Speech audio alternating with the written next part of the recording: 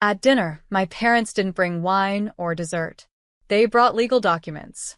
Dad slid the folder across the table with a self-satisfied smirk.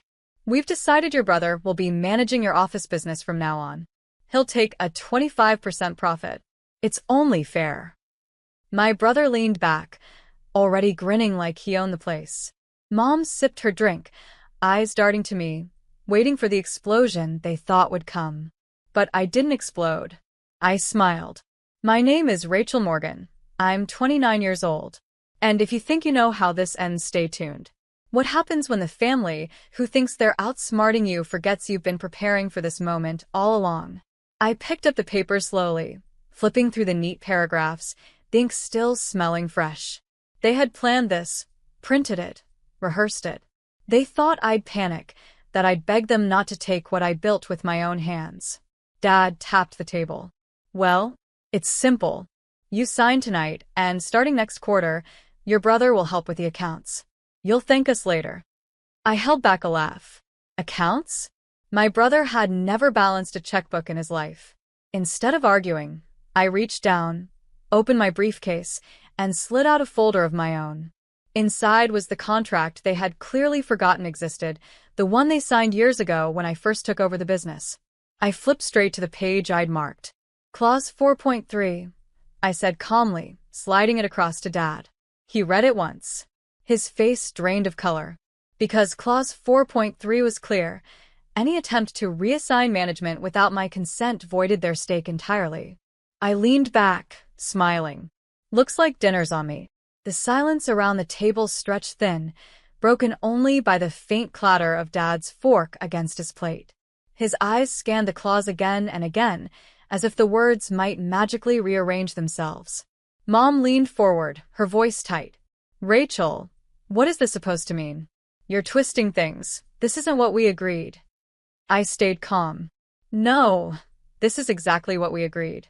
Clause 4.3 clearly states that any attempt to reassign control without my written approval cancels all profit shares tied to family partners. Which means, Dad, that by trying to hand my business to your golden boy, you've just signed away your own rights. My brother's smirk vanished. That's ridiculous. Dad, tell her she can't do this. Dad's face was pale now, sweat gathering at his temples. He knew the truth. He was the one who had pushed me to draft that clause years ago when he thought it would protect him. He never imagined it would shield me instead. I leaned back, savoring the shift in the air. You wanted 25% for him? Now you get 0. You wanted control of my accounts? Now you've lost your own. Mom's voice cracked. Rachel, we're family. You can't just cut us out like this. I tilted my head. Funny. I thought family was supposed to support me, not ambush me with contracts at dinner. My brother slammed his fist against the table. You'll regret this. I smiled. No. For the first time in years, I won't. The papers between us were more than ink and signatures. They were proof that I wasn't the servant at their table anymore. I was the one who owned it. Dad's hands shook as he shoved the papers back into the folder, his jaw locked tight. This is a mistake. You don't understand the consequences, Rachel. If you go through with this, you'll embarrass all of us. I let out a short laugh. Embarrass you? You brought contracts to a family dinner and expected me to sign away my work like it was a hand-me-down sweater. You embarrassed yourselves. Mom leaned across the table, lowering her voice as if the walls might be listening. Listen to me. You're young. You don't know how to run a business properly. Your brother has contacts. He'll take it to the next level. I met her eyes coldly. Then why was I the one who doubled profits last year? Why was I the one paying off debts you two racked up before I even took over? Her lips pressed tight, but she had no answer. My brother leaned forward, his voice sharp. You're making a huge mistake. Do you know what people will say when they find out you cut your own family out? I smiled, slow and deliberate. They'll say I finally stopped letting you use me. And then I stood, pulling my phone from my bag. With a single tap, I opened the email I had drafted weeks ago, the one with receipts, financial statements, and proof of every transfer I had made to cover their bills while they claimed credit. All queued up, ready to send. I slid the phone onto the table, screen glowing. Clause 4.3 is just the beginning. Try me again, and this goes out to every investor, every partner, every relative. And trust me, they'll believe the numbers more than your stories. Dad's face drained completely.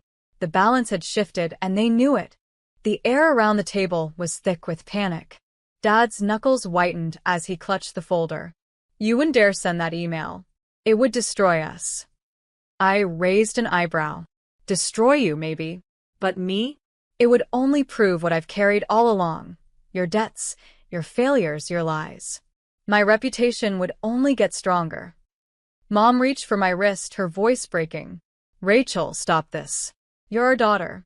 Families fight, but they don't burn each other down. I pull my arm back. Families also don't show up with ambush contracts at dinner. You didn't come here to talk. You came to steal. My brother scoffed, trying to recover some bravado. You think you've won just because of one clause? You don't get it. People respect Dad. They'll never believe you. I leaned forward, meeting his glare with a calm that made him flinch. You mean the same people who've already seen me expand the office, land clients you couldn't even spell, and pay off the loans Dad left behind? They don't need to believe me. They already do. Dad's jaw clenched so hard I thought it might crack. For once, he wasn't the man in control, he was cornered. I tapped the phone still glowing on the table. Clause 4.3 erased your claim. This email erases your credibility. Both of them are ready whenever I decide. Silence. Heavy, suffocating, undeniable silence. Finally, Dad muttered, his voice barely above a whisper. What do you want? I sat back, folded my arms, and let the question hang. For years, I'd been the one asking for scraps of respect. Now, the power was mine, and I intended to use it. I let his question linger in the air. What do you want?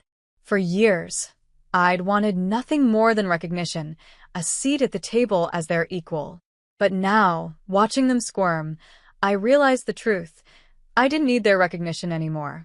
I had outgrown it. Still, I leaned forward slowly, letting them sweat.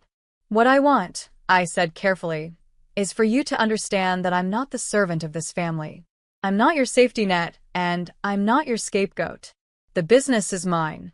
Every contract signed, every client earned, every cent reinvested, it's mine. And from this day forward, it stays that way.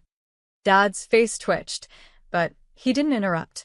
Mom's hands trembled as she set her glass down. My brother looked like he'd swallowed something sour. I continued, my tone sharper now. You've lived off my work long enough. No more family emergencies I'm expected to pay for. No more secret deals to line his pockets. I nodded toward my brother. And no more treating me like a pawn in your power games. My brother muttered, You can't just cut us out. I smiled faintly. I already have. Their silence told me they knew I wasn't bluffing. They had walked into dinner believing I was weak, compliant, easy to manipulate. Instead, I'd placed them in checkmate without even raising my voice. I slid my briefcase shut and stood. Clause 4.3 protected me. Now, I protect myself. If you want to rebuild trust, you start by earning it like everyone else. And with that, I left them at the table, staring at the contract they thought would control me, but had instead exposed them. For once, it wasn't me who left empty-handed. The fallout didn't take long. Within days, word began to ripple through the extended family. A cousin messaged me, Rachel, your dad looked furious at brunch. He tried to brag about the office again, but someone asked why your name is on all the contracts. He had no answer. I smiled at the screen. For years, Dad had puffed up his chest with my accomplishments. Now the truth was leaking through every crack he'd tried to plaster over. Meanwhile, Mom tried damage control. She called one night, her voice soft, almost pleading. Rachel, don't do this. Don't let this break the family apart. Your father's pride was misguided, but he only wanted what's best. I held the phone to my ear, letting her words float in the silence. Then I answered simply. If he wanted what was best, he wouldn't have ambushed me with contracts. He would have trusted me. She sighed. You've changed. No, I corrected. I've grown. The very next morning, an email arrived from one of our biggest investors. Subject line: meeting request, congratulations. Inside was a simple message. Heard about the transition. Glad the business is fully in your hands. Let's talk future growth. That was the moment I knew the shift was permanent. I wasn't just surviving their betrayal, I was thriving because of it. When I walked into the office that week, the staff greeted me differently. Firmer handshakes, warmer smiles. No longer the daughter propped up by her father, but the leader who held the keys herself. And back at home, the same dining table where they once plotted my downfall was now their prison of silence. Because the more they tried to claw back control, the more the world saw what they really were. By February, their silence had turned into desperation. Dad showed up at my office without an appointment, his suit wrinkled, his face pale. He barged past the receptionist like he still had authority here. "Rachel, we need to talk. Privately." I didn't flinch. "Whatever you have to say, you can say in front of my staff." His jaw tightened. "You've made me look weak. Everyone's talking. Your uncle, your cousins, even investors, they think I've lost control of my own daughter." I leaned back in my chair, folding my hands. "You didn't lose control of your daughter. You never had it. You had fear. You had intimidation. That's gone now." His voice cracked as he slammed a folder onto my desk. "Do you want to destroy this family? Is that what you want?" I opened the folder. Empty threats, outdated contracts, nothing with legal teeth. Desperation in paper form. I slid it back to him. This family destroyed itself the moment it tried to cut me out of what I built. Behind him, my staff stood straighter, watching the man who once barked orders reduced to pleading. Dad's face crumpled. "Rachel, please don't do this. We need you." I rose from my chair, my tone steady. "You don't need me. You need what I built. And that's the difference." His silence was answer enough. He turned, shoulders sagging, and left without another word.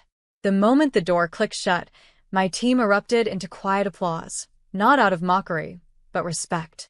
For the first time, the empire wasn't his. It was mine. Spring arrived, and with it came the final clarity. The dining table where they once ambushed me with contracts was now gathering dust. No more signatures, no more games. Only silence. The investors who once shook my father's hand now called me directly. My brother's future manager fantasy evaporated overnight, leaving him scrambling to explain why the business thrived without him. At Easter, relatives gathered, but this time the spotlight had shifted. Grandma pulled me aside, squeezing my hand. "Rachel, you saved what they nearly ruined. Don't ever let them take that from you." I nodded, feeling the truth settle deep. For years, I had fought for a seat at their table, begging for recognition. But the real power wasn't in being invited. It was in building my own. That week, I hosted my first investor dinner at a sleek downtown restaurant. Contracts signed under my name, strategies pitched by my voice, respect given without hesitation. The same relatives who once whispered about my father now whispered about me. But this time, it was admiration, not pity. Back home, Dad tried one final olive branch. A short text, Clause 4.3, "You outsmarted me. Maybe you were always meant to lead." I read it once, then set my phone down. No reply. Because I didn't need his validation anymore. The sweetest revenge wasn't in humiliating them. It wasn't even in the silence that followed. It was in watching them realize I no longer belonged to their control. They thought they could bind me with contracts. Instead, I walked away with the only signature that mattered, my own.